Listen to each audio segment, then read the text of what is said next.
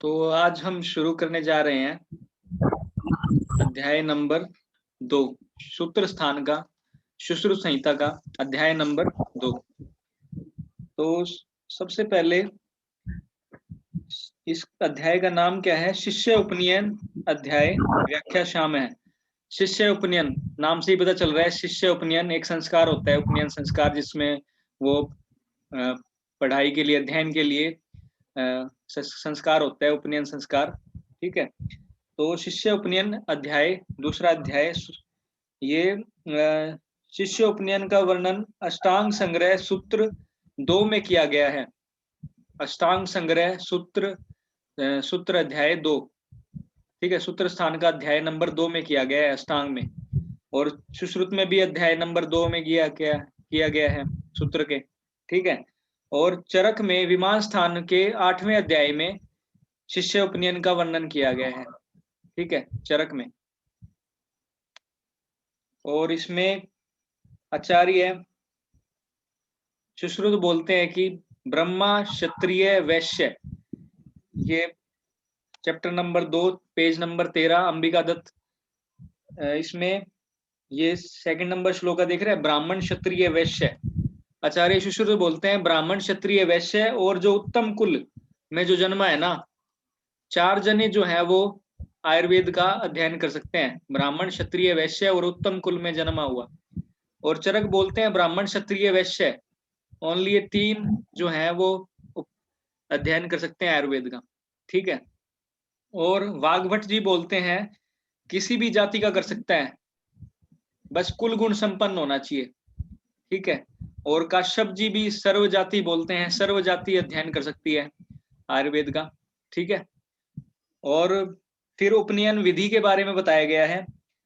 Page number 13 के last श्लोक का देख रहा होगा, उपनयन विधि बता रखा है। उपनयन विधि में क्या होता है कि यज्ञ वगैरह करवाते हैं, और जो काष्ठ वगैरह है, लकड़ी वगैरह है, औषधि वगैरह इकट्ठा करके उसका यज्ञ वगैरह करवाते हैं। ठीक है, और इसमें क्या बता रखा है, श्लोका की फर्स्ट लाइन में लास्ट वर्ड देख रहे हैं, चतुर्हस्तम चतुरश्रम स्तंडिलम उपलिप्य गोमेन। ठीक है, गोमय गोबर द्वारा लिप्त कर दिया जाए। ठीक है, स्तंडिल को। चतुर्हस्त 4 हस्त और 4 अस्त्र।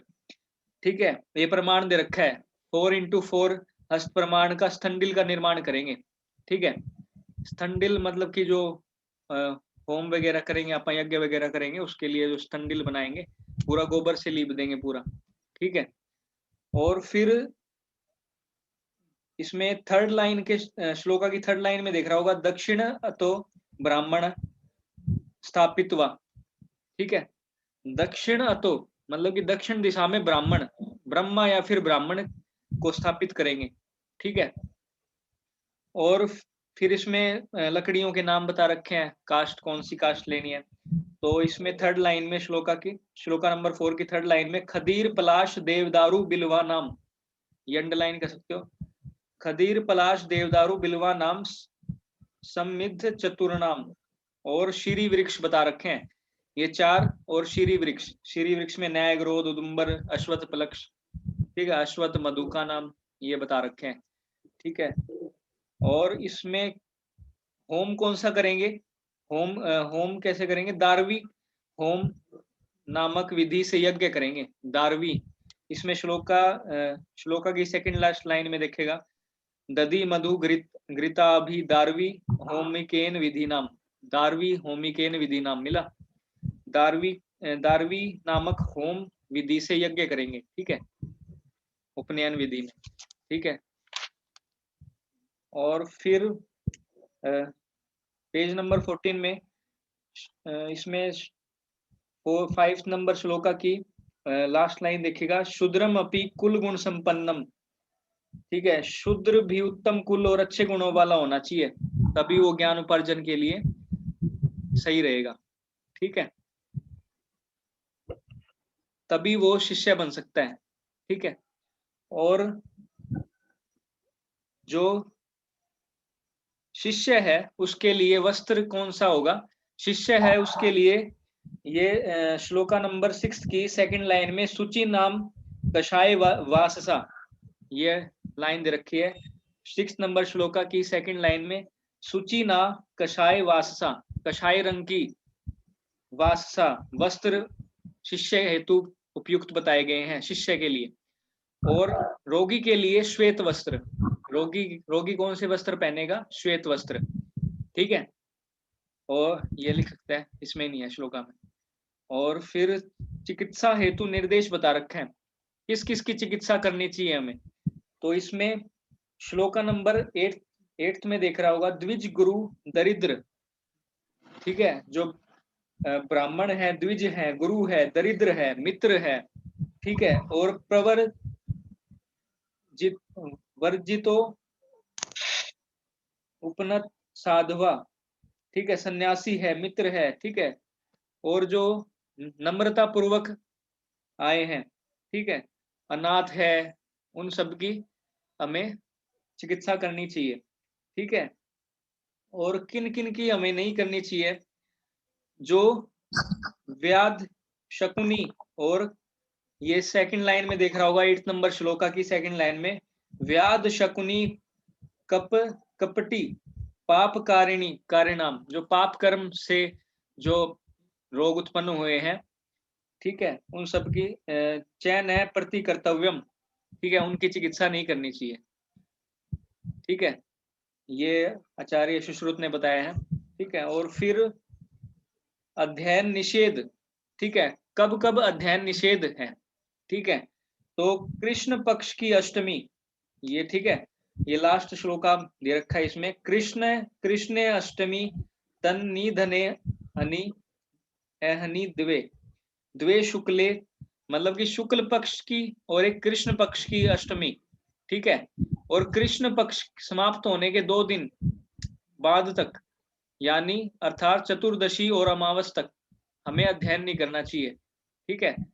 एक तो कृष्ण पक्ष की अष्टमी होगी, एक शुक्ल पक्ष की, ठीक है, शुक्ल पक्ष की अष्टमी, ठीक है, और चतुर्दशी और अमावस, ठीक है, ये टाइम है, इस टाइम पर मतलब कि अध्ययन निषेध बता रखा है, ठीक है, ये थोड़ा इंपॉर्टेंट है। और सूर्योदय और सूर्यास्त के समय नहीं पढ़ना चाहिए, अकाल विद्युत मेघ गर्जन के समय नहीं पढ़ना चाहिए, ठीक है। और राष्ट्र एवं राज के आपातकाल के समय नहीं पढ़ना चाहिए, शमशान में सवारी करते टाइम, ठीक है। और वध के स्थान पर, युद्ध के समय, महोत्सव के समय, ठीक है, उत्पात के दिन, और जो भी समय मैंने बताया है ना, इन सभी समय में जो अध्ययन है वो निषेध बता रखा है, क्योंकि आसपास अगर स्थिरता नहीं रहेगी एनवायरनमेंट में, तो हम पढ़ नहीं पाएंगे, हमारा ध्यान कंसंट्रेट नहीं हो पाएगा, इसी वजह से निषेध बता रखी है, ठीक है। ये टाइम इंपॉर्टेंट है, कृष्ण पक्ष की अष्टमी, शुक्ल पक्ष की अष्टमी, ठीक है, इससे क्वेश्चन उठ जाते हैं।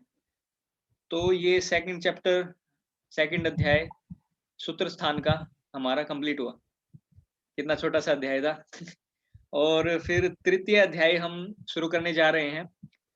आज हम तृतीय और चतुर्थ अध्याय भी कंप्लीट करेंगे, क्योंकि बहुत ही छोटे छोटे हैं। तो शुरू करते हैं। तो अध्ययन संप्रदानीय अध्याय, तृतीय अध्याय शुरू करते हैं। तो तृतीय अध्याय में विषय वस्तु वर्णन किया गया है, जैसे चिकित्सा स्थान है, सूत्र स्थान है, जैसे, ठीक है, स्थानों का वर्णन जो है, विषय वस्तु, ठीक है, स्थानों का वर्णन, किस किस अध्याय, किस किस स्थान में कौन से अध्याय दे रखे हैं, उन सब का वर्णन इस अध्ययन संप्रदानीय अध्याय में दिया गया है, ठीक है। विषय वस्तु का वर्णन चरक चरक में कहा मिलता है, विषय वस्तु का वर्णन चरक सूत्र 30 अध्याय में, ठीक है। और काश्यप कल्प स्थान में 12वें अध्याय में, काश्यप संहिता में कल्प स्थान के 12वें अध्याय में हमें विषय वस्तु का वर्णन देखने को मिलता है, ठीक है। और सुश्रुत में हमें, अभी हम पढ़ ही रहे हैं अध्ययन संप्रदानीय अध्याय, जो कि 3rd अध्याय है सूत्र स्थान का, ठीक है। और फिर अष्टांग हृदय में सूत्र स्थान स्पष्ट पहला अध्याय में, ठीक है, स्थानों का वर्णन मिलता है, विषय वस्तु का वर्णन मिलता है, ठीक है। और सुश्रुत संहिता में जैसा कि बताया गया है, संविंशत अध्याय शतम पंचसु स्थानेषु, ठीक है, संविंशत अध्याय यानी 120 अध्याय हैं और 5 स्थान बताए गए हैं, ठीक है, और जिसमें सूत्र ये श्लोका देख रहा हो ना, ये 3rd number shloka, 3rd number shloka book में, प्राग अभिहितम संविंशत अध्याय शतम, मतलब कि 120 अध्याय और पंचसु स्थानेषु 5 स्थान है, और तत्र सूत्र स्थान अध्याय षट चत्वारिंशत, सूत्र स्थान में कितने अध्याय हैं? 46, षट चत्वारिंशत, षोडश निदानानि, षोडश अध्याय हैं, 16 अध्याय हैं निदान स्थान में, और 10 शरीराणी, जो शरीर स्थान है उसमें 10 अध्याय हैं, 10 अध्याय हैं, और चत्वारिंशत चिकित्सितानि, 40 अध्याय हैं चिकित्सा स्थान में, ठीक है, और अष्टो कल्पा, कल्प स्थान में 8 अध्याय हैं, और तद उत्तरम षष्टि यानी 66 अध्याय हैं उत्तर तंत्र में, ठीक है, पूर्वार्थ में ये टोटल हो जाएंगे 186, ठीक है, वैसे ये 120 अध्याय हैं उत्तर स्थान को छोड़कर, ठीक है, उत्तर स्थान इसमें ऐड कर दिया जाए तो इसमें 186 अध्याय हो जाते हैं, ठीक है, और फिर इसमें सूत्र स्थान के बारे में पहले बताया गया है, सूत्र स्थान का पूरा ये श्लोका दे रखा है, ये अध्यायों के नाम दे रखे हैं। सूत्र स्थान का पहला अध्याय है वेदोत्पत्ति अध्याय, ठीक है, वेदोत्पत्ति पे अंडरलाइन कर सकते हो। फिर 9th नंबर जो श्लोका है उसमें आतुर क्रम भूमिकौ, ठीक है, आतुर क्रम भूमिकौ ये अंडरलाइन कर लो, और मिश्र काख्यो, ठीक है, नेक्स्ट लाइन में 10वें श्लोका में मिश्र काख्यो 37 अध्याय है, और आतुर क्रम भूमिको 36 अध्याय है इसका, ठीक है, ये थोड़े इंपॉर्टेंट है। मिश्र काख्यो हमें चिकित्सा स्थान में भी मिलेगा, ठीक है, मिश्रक नाम से अधिक अध्याय चिकित्सा स्थान में भी मिलेगा, ये थोड़ा इंपॉर्टेंट है। और इसका जो लास्ट अध्याय है वो है अन्नपान विधिस्तथा, जो 11th श्लोका की लास्ट लाइन देख रहा होगा, अन्नपान विधिस्तथा, ठीक है, ये अंडरलाइन कर लो। और इसमें क्या मिलता है? सूचनात् सूत्रनाश्चैव, हमें सूचना मिलती है सूत्रों के रूप में, श्लोका के रूप में हमें जिसमें सूचना मिलती है, हमें ज्ञान मिलता है, जिसमें षट चत्वारिंशत अध्याय सूत्र स्थानम प्रचक्षते, जिसमें 46 अध्याय हैं। और हमने इसमें कौन से अध्याय पढ़ लिए हैं? अभी 2 अध्याय हमने पढ़ लिए हैं, तीसरा अध्याय हम पढ़ रहे हैं, वेदोत्पत्ति अध्याय हमने कल पढ़ा, और शिष्य उपनयन अध्याय अभी पढ़ लिया है, और अध्ययन संप्रदानीय अध्याय हम अभी पढ़ रहे हैं, ठीक है। नेक्स्ट अभी प्रभाषणीय अध्याय आएगा, ठीक है। अब ये सूत्र स्थान हमारा हो गया, ठीक है। सूत्र स्थान के बाद प्रथम अध्याय और अंतिम अध्याय हमें पता होने चाहिए। जैसे वेदोत्पत्ति अध्याय सूत्र स्थान का पहला अध्याय है, और 46 अध्याय कौन सा है? अन्नपान विधि अध्याय, ठीक है। निदान स्थान में वात व्याधि कम अर्शांसी अश्मरी च भगंदर है, कुष्ठ मेह उदर मूढ़ गर्भ, ठीक है, मूढ़ गर्भ, ये सीरीज हमें याद होनी चाहिए। वात व्याधि कम अर्शांसी स अश्मरिश्च भगंदर है, कुष्ठ मेह उदर मूढ़, ठीक है, ये हमें सीरीज याद होनी चाहिए। और मुख रोगों का भी हमें विस्तार से वर्णन मिलता है, एक विस्तृत अध्याय के रूप में निदान स्थान में मुख रोग का वर्णन मिलता है। सुश्रुत संहिता के सूत्र निदान स्थान के जो लास्ट अध्याय है मुख रोग अध्याय है, ठीक है। निदान स्थान का जो लास्ट अध्याय है वो मुख रोग अध्याय है, एक विस्तृत अध्याय के रूप में मिला है मुख रोग, ठीक है। और फिर शरीर स्थान में आ जाते हैं। शरीर स्थान में नेक्स्ट श्लोका में फर्स्ट अध्याय कौन सा है? सर्वभूत चिंता, भूत चिंता अध्याय, ठीक है। और जो लास्ट अध्याय है सेकंड 16 नंबर श्लोका के लास्ट में देखा गर्भिण्या व्याकृतिस्तथा, ठीक है, गर्भिणी व्याकरण शरीर, ठीक है, ठीक है, गर्भिणी व्याकरण के बारे में जानेंगे, ठीक है। 10वां अध्याय है। शरीर स्थान में 10 अध्याय हैं। और सर्वभूत चिंता, ठीक है, पहला अध्याय है। सेकंड अध्याय शुक्र शोणित शुद्धि शरीर, ठीक है, जो रजय शुद्धि, ठीक है। और गर्भ क्रांति में जो गर्भ में जो उत्पन्न अंग हैं उनकी उत्पत्ति कैसे कैसे हुई है, गर्भ क्रांति में देखे जाते हैं, ठीक है। और फिर नेक्स्ट अध्याय है फोर्थ अध्याय गर्भ व्याकरण शरीर, ठीक है। गर्भ व्याकरण में क्या देखेंगे, जो अंगों की उत्पत्ति हुई है वो कैसे कैसे ग्रो कर रहे हैं, कैसे कैसे वो बढ़ रहे हैं, ठीक है। उन सब के बारे में गर्भ व्याकरण शरीर में हमें जानने को मिलेगा। फिर शरीर संख्या अध्याय है, शरीर के जितने भी अंग हैं, बोन्स कितनी है, मसल्स कितनी है, उन सब के बारे में, शिराएं कितनी है, धमनी कितनी है, उन सब के बारे में हमें शरीर संख्या व्याकरण शरीर में मिलेगा। और प्रत्येक मर्म निर्देश, एक मर्म अध्याय, मर्म निर्देश मिलेगा, मर्म अध्याय के रूप में एक, ठीक है, प्रत्येक मर्म के बारे में। शिरा वर्ण अभिव्यक्ति, शिरा वर्ण शिरा वेद कैसे करेंगे, विधि बता रखी है 8वें अध्याय में। और धमनी व्याकरण शरीर 9वें अध्याय में शरीर स्थान के, ठीक है। अब चिकित्सा स्थान पर आ जाते हैं। नेक्स्ट श्लोक का देख रहे होगे, जिसमें पहला अध्याय है द्विवर्णीयो अध्याय, ठीक है। चिकित्सा स्थान का पहला अध्याय है द्विवर्णीयो अध्याय। और इसी लाइन में वात रोगिकम, वात रोग नाम से एक संपूर्ण अध्याय के रूप में हमें मिलता है। और एक महावातिकम, महावातिकम नाम से भी 2 टाइप के अध्याय बता रखे हैं, एक वात रोगिकम और एक महावातिकम, ठीक है, ये अंडरलाइन कर सकते हो।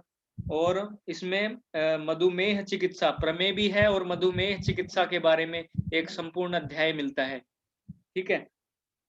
ये सेकंड 19th नंबर श्लोका में जो सेकंड लाइन है उसका जो मधुमेह चिकित्सा अध्याय मिल गया। और ठीक है, और फिर एक अनागता, फिर इसमें मिश्रक नाम से एक अनागत बाधा प्रतिषेध नाम से एक अध्याय मिलता है, जो कि 21 नंबर श्लोका देख रहे हैं, इसमें सोफस्य अनागतानाश्च, ठीक है। ये इसमें क्या है कि दिनचर्या का वर्णन मिलता है, ठीक है। ये 24th अध्याय है, ठीक है। और 25 अध्याय मिश्रक नाम से, जो कि हमने सूत्र स्थान में भी देखा था, मिश्रक नाम से एक अध्याय था, ठीक है। मिश्रकाख्यो नाम से सूत्र स्थान में भी देखा, और चिकित्सा स्थान में भी एक मिश्रक नाम से अध्याय है, जो कि 25th अध्याय है। ऐसा पूछ लिया जाता है कि कौन से अध्याय है, मिश्रक चिकित्सा स्थान का है, सूत्र स्थान का है, कौन सा अध्याय है। दोनों में ही मिश्रक नाम से मिलता है, नहीं मिलता। मधुमेह चिकित्सा का संपूर्ण अध्याय किस में मिलता है, शुश्रूष संहिता, चरक संहिता, कौन सा भी, ऐसे क्वेश्चन उठ जाते हैं, ठीक है। और कौन सा पहला अध्याय है निदान स्थान का, कौन सा आखिरी अध्याय है, इससे भी क्वेश्चन उठ जाता है, ठीक है, AIAPGT में। और अध्याय नंबर 30 to 40 में पंचकर्म वर्णन दे रखा है चिकित्सा स्थान में, नोट कर सकता है। अध्याय नंबर 30 to 40 में पंचकर्म वर्णन दे रखा है। और 26 अध्याय में 26th अध्याय में वाजीकरण का वर्णन दे रखा है 26th अध्याय में, ठीक है, जो कि रसायन से पहले है। अब चरक संहिता में हमने चिकित्सा स्थान में देखा था कि रसायन का वर्णन पहले दे रखा था, ठीक है, रसायन अध्यायों का जो पहले वर्णन दे रखा था, वाजीकरण का बाद में। अब शुश्रूष संहिता में क्या है कि वाजीकरण का पहले दे रखा है और रसायन अध्याय बाद में दे रखे हैं। एक ही अध्याय, संपूर्ण अध्याय एक ही अध्याय दे रखा है, 26वां अध्याय वाजीकरण का, ठीक है। और 27, 28, 29 और 30 अध्याय रसायन के लिए अध्याय बताए गए हैं, 27 से 30 तक, ठीक है, 27 से 30 तक रसायन के लिए। और 30 से 40 तक नहीं, 31 से 40 तक पंचकर्म अध्याय हैं, ठीक है, ठीक है, सॉरी। फिर कल्प स्थान पर आते हैं, कल्प स्थान के अध्यायों पर। तो इसका फर्स्ट अध्याय है अन्नरक्षा अध्याय, ठीक है। ये श्लोका नंबर 27 पे देख रहे होगे, अन्नरक्षा अध्याय, ठीक है। और इसमें फिर स्थावर जंगम विष, सर्पदष्ट विष विज्ञान, सर्पदष्ट विष चिकित्सा, और मूषिका कल्प, कीट कल्प, दुंदुभिस्वनीय अध्याय, काफी सारे, मतलब कि अष्ट अध्याय है कल्प स्थान में। फर्स्ट अध्याय अनुरक्षा अध्याय, ठीक है। और फिर उत्तर तंत्र के अध्यायों में आ जाते हैं। उत्तर तंत्र का जो सबसे पहला अध्याय है, प्रथम अध्याय है उपद्रविकम अध्याय, ठीक है, उपद्रविकम अध्याय, ठीक है, उत्तर तंत्र का। और अध्याय नंबर फर्स्ट 1 to 26 शलाक्य तंत्र के बारे में बता रखा है इसमें, उत्तर तंत्र में, ठीक है, ये नोट कर सकते हैं। अध्याय नंबर 1 to 26 शलाक्य तंत्र के बारे में बता रखा है, ठीक है। फिर 27 to 38 कुमार भृत्य के बारे में बता रखा है, कुमार तंत्र दे रखा है, ठीक है। और 39 to 59 काय चिकित्सा के बारे में बता रखा है अध्यायों में। और 61 62 में भूत विद्या के बारे में बता रखा है, ठीक है। ये श्लोका 41 नंबर श्लोका में, पेज नंबर 18 पर श्लोका नंबर 41 में बता रखा है ये भूत विद्या का जो अध्याय है 60 61 62। इसमें अपसमार इसमें श्लोका देख रहे हैं, अमानुष निषेधश्च तथा अपसमारिको अपरह उन्माद प्रतिषेधश्च। इसमें क्या है, अपसमार का पहले वर्णन दे रखा है और उन्माद का बाद में। और चरक चिकित्सा स्थान में क्या दे रखा था, उन्माद का पहले वर्णन दे रखा था और अपसमार का बाद में, ठीक है। और फिर तंत्र भूषण अध्याय आ जाते हैं। इसमें तंत्र भूषण अध्याय कौन से हैं, 63 to 66 जो है तंत्र भूषण अध्याय बताए गए हैं, जो कि आभूषण है सुश्रुत संहिता के, ठीक है, उत्तर तंत्र के आभूषण है ये, ठीक है। तंत्र भूषण अध्याय 63 to 66 जिसमें रस भेद, ठीक है, स्वस्त्वरित और युक्तयस्त तंत्रिका, तंत्र के बारे में तंत्रिका जो बता रखे हैं, ठीक है। और दोष भेद अध्याय, ठीक है, रस भेद, स्वस्त्वरित, युक्तयस्त, तंत्रिका, तंत्र के बारे में और दोष भेद, ठीक है, ये अध्याय है 63 to 66 तंत्र भूषण अध्याय। इंपॉर्टेंट है। RSTD एक शॉर्ट है, शॉर्ट ट्रिक है, RSTD, रस भेद, स्वस्त्वरित, युक्त तंत्रिका और दोष भेद, ठीक है, RSTD, ठीक है। उत्तर तंत्र श्रेष्ठ कहा गया है सब में, ठीक है, जो भी हमने स्थान पढ़े उन सब में उत्तर तंत्र को श्रेष्ठ बताया गया है, ओके। फिर आ जाते हैं शुश्रुत संहिता में अष्टांग आयुर्वेद का वर्णन बता रखा है। अष्टांग आयुर्वेद जो व्यक्ति फिर इसमें बता रखा है कि केवल शास्त्र पढ़ने से ही रेफरेंस पूछ लिया जाता है। ये श्लोका नंबर उसी पेज पे 18 नंबर पेज पे जो लास्ट श्लोका है, यस्तु केवल शास्त्रज्ञ कर्म स्वप अरिनिष्ठित है, मतलब कि केवल शास्त्र का ज्ञान नहीं होना चाहिए, कर्म में भी उसको बलवान होना चाहिए, निष्ठा होनी चाहिए, कर्म भी उसको करना चाहिए, एक्सपेरिमेंट वगैरह करने चाहिए, ठीक है। कर्म नहीं करेगा, ओनली शास्त्र का ज्ञान ले लिया, कर्म नहीं करेगा तो कैसे चलेगा, ठीक है। तो ये इंपॉर्टेंट है, रेफरेंस पूछा जाता है, केवल शास्त्रज्ञ कर्म स्वपरि निष्ठित है, ये अंडरलाइन कर सकते हैं, ठीक है। और फिर इसमें जो 40 नंबर श्लोका है, अथर्ववेद तावेक पक्षाविव, ठीक है, मतलब कि अगर वो मतलब कि पक्ष बता रखा है, मतलब कि जैसे पक्षावेव जो एक पक्षी है, एक एग्जाम्पल दे रखा है कि जैसे अर्धवेद धरा वेत वेक पक्षाविव, मतलब कि एक पंख के साथ पक्षी उड़ नहीं सकता, वैसे ही ओनली शास्त्र का ज्ञान होने से वैद्य कुशल नहीं बनेगा, ठीक है, कर्म का भी उसको ज्ञान होना चाहिए, ठीक है। ये रेफरेंस पूछा जाता है श्लोका नंबर 50, इसकी लास्ट लाइन, ठीक है। और फिर औषधयो अमृत कल्पास्तु शास्त्र शनि विश्वपमय, मतलब कि अमृत के समान प्रभाव करने वाली औषधियां मूर्ख वैद्यों के द्वारा दी जाने पर विष के समान नुकसान करती हैं, ठीक है। ये रेफरेंस रेफरेंस पूछ लिया जाता है। औषधयो अमृत कल्पास्तु शस्त्र शनि विश्वोपम। ठीक है, ठीक है। और फिर चरक में क्या लिखा गया है? चरक में लिखा गया है यथा विषम, ये विमर्श में दे रखा है श्लोका। चरक में लिखा गया है यथा विषम यथा शास्त्रम यथा अग्निर्शनिर यथा तथा तथ औषधम विज्ञातम विज्ञानम अमृतम यथा। ठीक है, श्लोका याद भी कर सकते हो, इजी है। ठीक है, और ये रेफरेंस पूछ लिया जाता है कि कौन से अध्याय से लिया गया है। ठीक है, और फिर इसमें नेक्स्ट श्लोका देख रही होगी 52 नंबर श्लोका। इसमें जो लास्ट लाइन है कुवैद्यो निरप दोषद है, मतलब कि जो कुवैद्य है वो निरप दोष के समान है। ठीक है, ये रेफरेंस पूछ लिया जाता है इसमें से भी, कुवैद्य निरप दोष के समान है।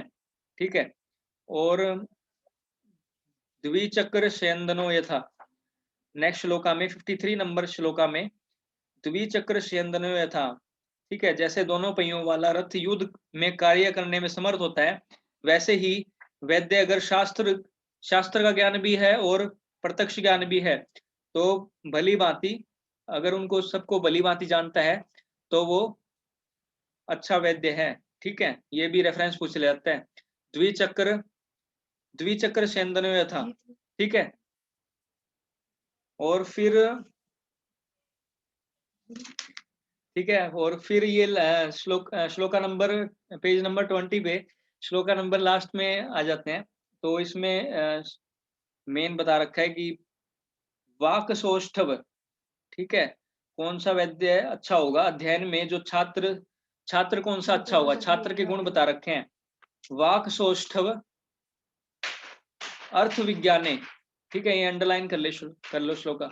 ठीक है, वाक सौष्ठव, ठीक है, वाणी से मतलब कि मीठी वाणी वाला होना चाहिए, और अर्थ विज्ञाने, अर्थ अर्थ का ज्ञान होना चाहिए उसको। ठीक है, प्राग लभ्ये, ठीक है, निपुण होना चाहिए, कर्म निपुण्य। ठीक है, अभ्यासरत होना चाहिए, तद अभ्यासे च सिद्धौ। ठीक है, अभ्यास करते रहने से वो सिद्ध हो जाता है।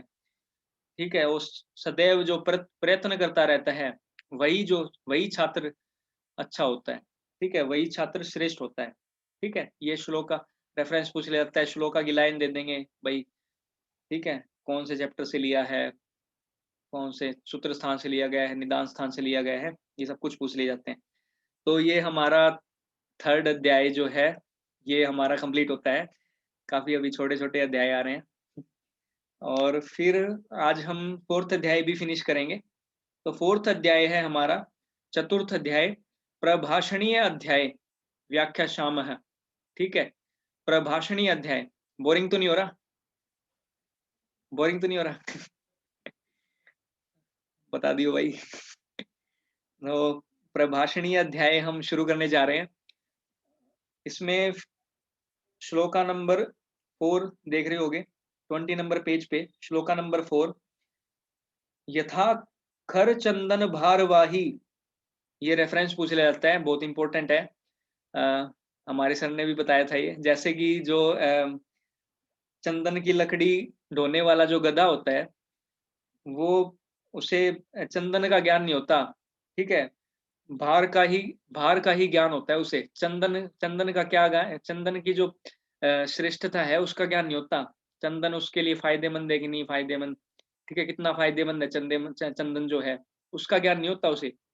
ठीक है, चंदन का वो क्या कर सकता है, उसका उसका ज्ञान नहीं होता, ओनली भार का ज्ञान होता है, भाई हाँ भारी है भारी है, गधा होता है।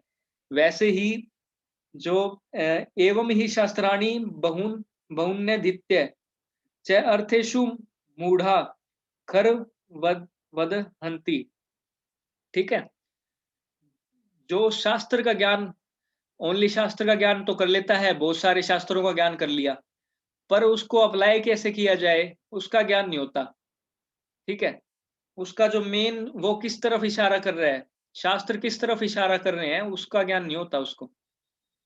ठीक है, वो उस गधे के समान है जो चंदन की लकड़ियां ढो रहा है। ठीक है, पढ़ तो बहुत कुछ लिया, काम कुछ आया नहीं, उसका यूज कुछ हो नहीं पाया। ठीक है, तो वो ये रेफरेंस पूछा जाता है, बहुत इंपॉर्टेंट है। ठीक है, अंडरलाइन कर सकते हो। ठीक है, फिर नेक्स्ट गुरुद्वारा उपदेश इतना इंपॉर्टेंट नहीं है, जो बड़ा सारा श्लोक है, पेज नंबर 21 पर।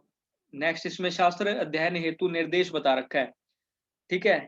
इसमें ये रेफरेंस पूछ लिया जाता है, श्लोका नंबर 7, एकम शास्त्र अध्ययनो न विद्यात शास्त्र निश्चयम, ठीक है। जो केवल एक शास्त्र को पढ़ने वाला मनुष्य है, उससे उस शास्त्र के सिद्धांतों को ठीक नहीं जान सकता, ठीक है। बहुत सारे अगर वो शास्त्र पढ़ता है ना, जब जाके वो एक शास्त्र का ज्ञान मतलब ले पाता है वो, ठीक है। तो ये रेफरेंस पूछ लिया जाता है, तस्माद आहुश्रुत है शास्त्रम विजानियात चिकित्सक है, ठीक है। तो चिकित्सक के लिए आवश्यक है कि वो अन्य जो शास्त्र हैं उनको भी सुने, उनको भी पढ़े, ठीक है। ये रेफरेंस पूछ लिया जाता है कौन से अध्याय से है, सूत्र स्थान के, और नाम पूछ लेंगे प्रभाषणी अध्याय से है, किस अध्याय से है, AIA PGT में। और नेक्स्ट श्लोका नंबर 8 पढ़ें। इसकी जो लास्ट, शास्त्रम गुरु मुखो उद्गीर्णम आदायो उपास्य चस्कृत, गुरु के मुख से कहे हुए शास्त्र को पढ़कर और अनेक बार उनका ग्रंथात्मक यह कर्म कुरते वैद्य स वैद्यान्य तू तस्करा, ठीक है, उसका ग्रंथात्मक और क्रियात्मक अभ्यास करके जो चिकित्सा रूपी कार्य करता है, ठीक है, वही वैद्य है, वरना वो तस्कर के समान है, चोर है, ठीक है।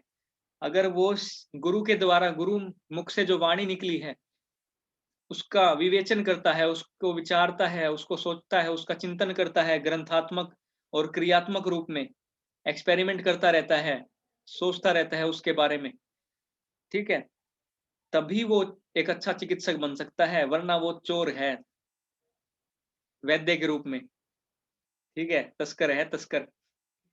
तो फिर नेक्स्ट शल्य तंत्र के मूल प्रवर्तक के बारे में बता रखा है, शल्य तंत्र के मूल बता रखे हैं, क्योंकि ये शायद बहुत ही श्रेष्ठ शिष्य रहे हैं, इसी वजह से शल्य तंत्र के मूल प्रवर्तक बता रखे हैं इसमें। इसमें नाम कौन से हैं, शिष्य है, 7 शिष्य थे ना, उपधेनव, वैतरण, पोषकलावत, करवीर, गौरपुरक्षित, ठीक है, सुश्रुत, ठीक है, उपधेनव और अभ्र, सुश्रुत और पोषकलावत, ये 4 हैं, ये 4 शल्य शल्य तंत्र के मूल प्रवर्तक बताए गए हैं, ठीक है। इसको एक शॉर्ट ट्रिक है, इसको कैसे याद करेंगे, साप, SAAP, SAAP, उपधेनव और अभ्र, सुश्रुत, उपधेनव और अभ्र, पोषकलावत, साप करके कर लो चाहे पास करके कर लो, ठीक है, ये शॉर्ट ट्रिक है। ये शल्य तंत्र के मूल प्रवर्तक हैं, ठीक है, इससे भी क्वेश्चन उठ जाता है, ठीक है। ये हमारा 4th अध्याय फिनिश होता है, प्रभाषणी अध्याय, और आज हमने सूत्र स्थान के 3 अध्याय फिनिश करे हैं, जो कि दूसरा अध्याय था शिष्य उपनयन अध्याय, और जो 3rd अध्याय था अध्ययन संप्रदानीय अध्याय, जिसमें विषय वस्तु वर्णन था, और 4th अध्याय प्रभाषणी अध्याय जो हमने अभी कंप्लीट किया। काफी शॉर्ट चैप्टर थे, तो आज जल्दी हो गए, ठीक है। आज के लिए इतना ही, और क्वेश्चन प्रैक्टिस नेक्स्ट लेक्चर में करते हैं, ठीक है।